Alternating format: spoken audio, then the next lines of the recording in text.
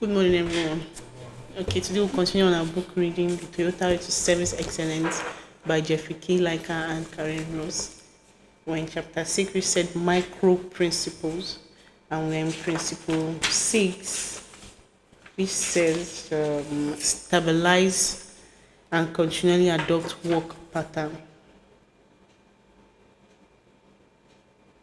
So far, we're looking at how to stabilize and adopt a work pattern. Yesterday, we looked at standards at NLC services.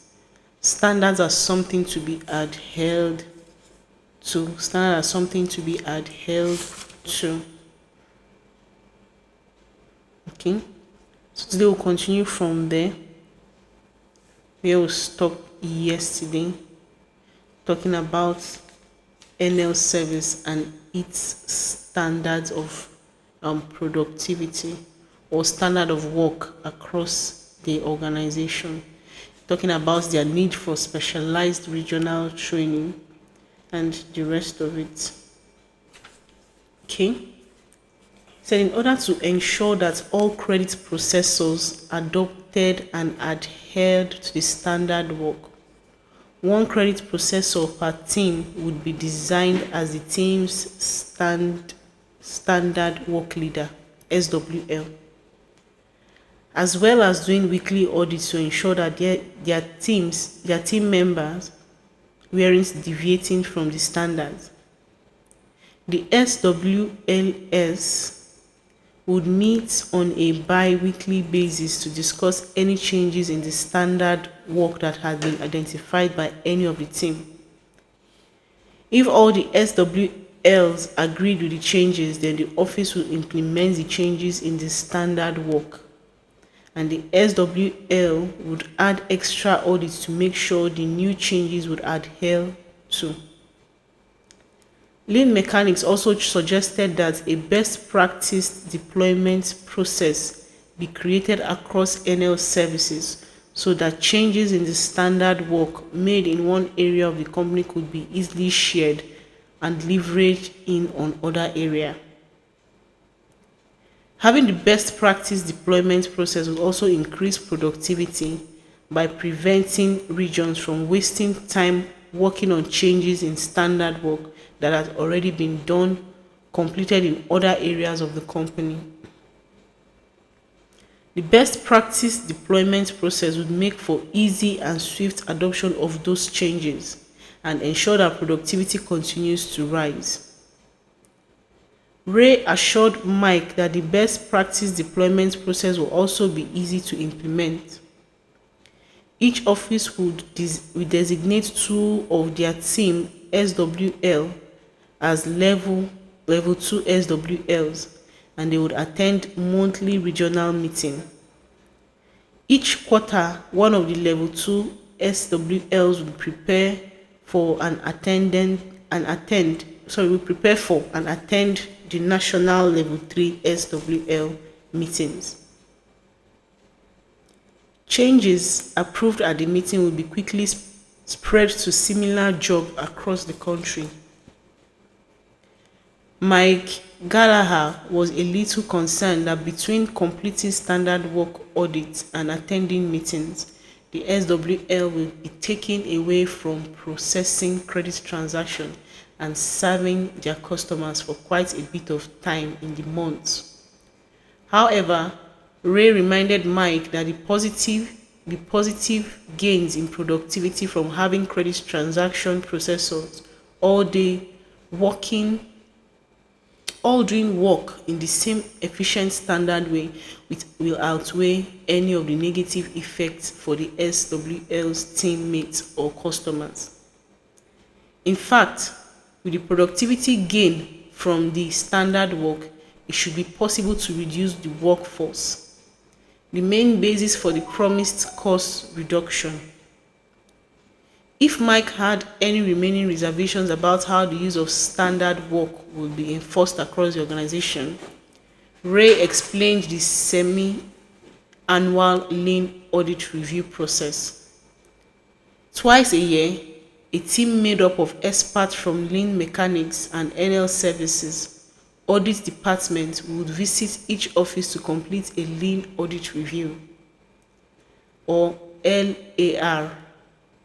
The LAR team would score the office on the adoptions of various lean tools, including standard work.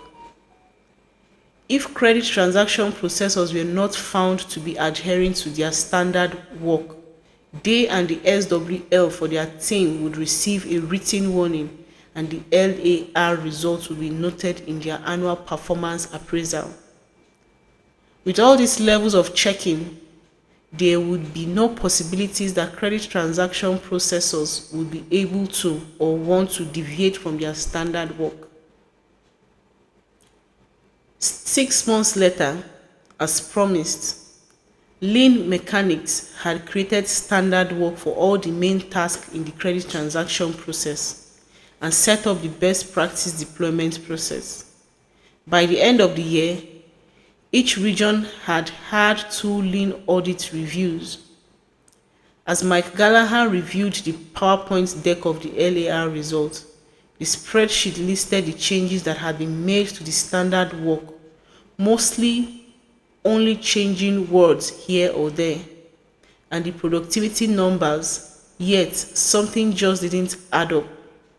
And what didn't add up was the productivity savings that Ray, Kingston, and Lean Mechanics had predicted.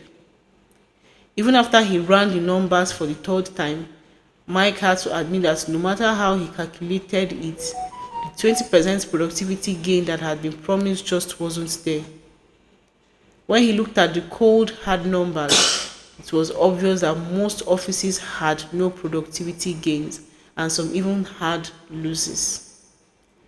Even worse, when he talked to the regional manager, the CTPMs, and even the credit transaction processors themselves, when he had time to stop looking at the LAR report out decks, and get out from behind his computer screen, he had a variety of disconcerting concerns about the standard work and best practice deployment process.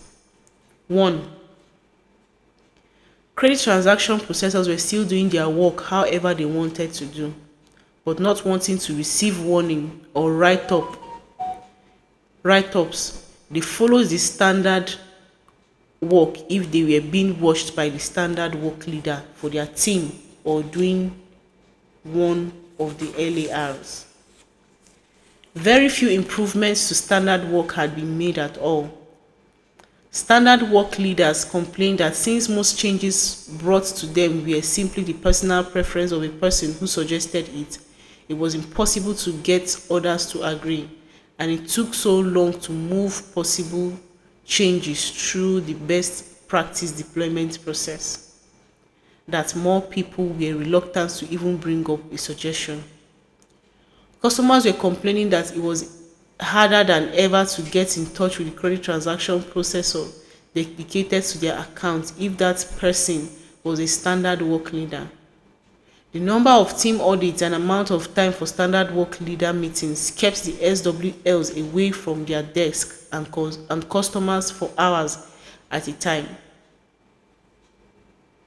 Since NL Services let go of 20% of its credit transaction processors in the anticipation of the productivity savings that Lean Mechanics had promised, the numbers showed that accuracy and delivery time were down all over the country, and so were the results of this year's Employees Engagement Survey. As the remaining credit transaction processors struggled under the burden of managing the same amount of work, using the same processes within 20% less help. Mike Gallagher thought to himself, it all looked so good on paper when they presented their bids. The Lean Mechanics people seemed to know exactly what they were doing. If only I could ask them what went wrong. But Lean Mechanics contracts had run out at the end of the year, and once the company stopped getting paid, its lean expert had disappeared, moving on to the next deployment at one of NL Services' competitors. Take a minute to reflect on the rich, organic experience of the NL service team that was described in chapter 4. People like Kathy and Joe, imagine their experiences when lean mechanics came charging through, developing and imposing superficial standard work. What a joke. Do they have any idea what they are doing? And why are SWLs responsible for changes when they have never experienced real standard work? Okay, this is where we'll stop for our reading this morning. Still on standard work, standards are something to be adhered to. So standards are so important that without it, it crashes an organization's process, either your work process. It just affects everything. The way you attend to customers, the way you do your work, even the way things go on and that happen in the organization. Okay, so in summary, it's just trying to tell us that improving the standards of work has to be made easy. It should be something that everybody understands and complies to. It shouldn't just be one person's suggestion of doing something. It should be that everybody brings up a suggestion and find a better way and the best way of how the standard of work should be within the organization. So that's the brief summary of our reading this morning. Thank you.